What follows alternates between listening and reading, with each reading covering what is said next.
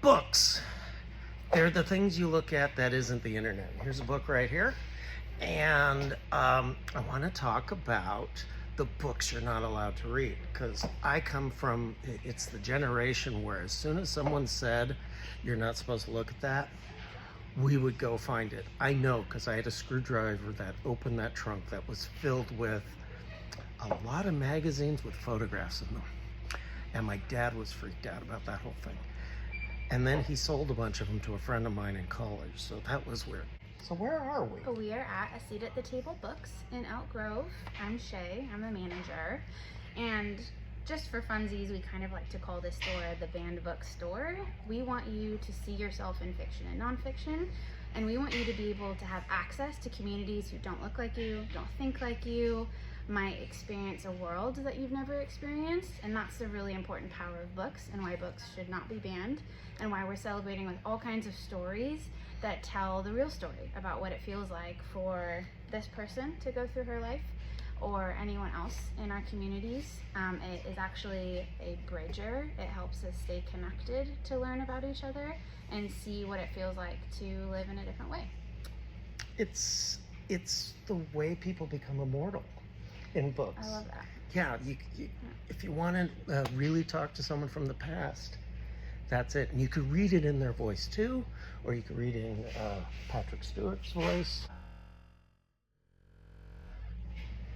Angie Thomas is awesome. Her books you can listen to in audio if that's how you prefer, but I'm a paperback person. Oh, I like yeah. to feel the book in my hands, and this was a thrilling read, so if you haven't read The Hate You Give, I would absolutely recommend it. And as a reader, I would say read the book and then go see the movie. Don't just see the movie, although it's important too if you're going to get the story across. The movie's never right, because I remember hearing this book is boring, but in reality it's boring because your imagination isn't quite there yet. So the more you read, the better your imagination gets.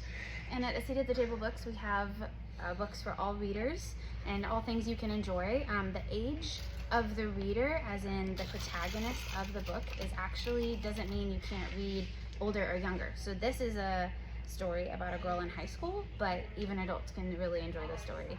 And it's the same thing with books geared at middle schoolers or younger. We can all still enjoy a good children's book. There are actually so many fabulous children's books coming out right now dealing with really important topics that are also on the banned list, and you can find here. Oh yeah. Do you have comic books? We have graphic novels and manga. You Okay. can order in. And that was the big jump. I like to say, because I teach, I always get a lot of students with comic. I'm looking at the manga right here. Comic books are essentially your entry to regular books. And the thing is, once your imagination starts going, these become anything. And we're actually seeing more and more novels becoming graphic novels. So we are seeing more of that comic book-like novelizations. Yeah, so this is about going off and dreaming. And the fun thing with books too, depending on the size, if you have a small paperback, or you could carry them with you almost anywhere. We got books of all sizes with this. There you go. Frederick Douglass. Frederick Douglass. They're banning him too. Oh, you know, all those stories about James a past Baldwin. we don't want to acknowledge. The Color Purple. I had to read. I like to say this is the college. I had to read it in college, but the truth is, it's much different from the movie. In fact, the movie was written by a Dutch filmmaker, Menno Mehis, who did a film called Max, which is like required viewing in my design history class, even though it's a work of fiction. But it took a guy from Holland, a Dutch author, to recreate The Color Purple in movie form for Spielberg. And if you read the book, you will see why, because of the dialect that it's written in. It's just, I just remember it opened this whole different world when I read it. So how often are you open? 7 days? We're open every day. Okay. Yep, every day until 7. And you're in Elk Grove, south of Sacramento. Yep, we're just a couple exits, really not that far. We're still Sacramento County. And you're troublemakers.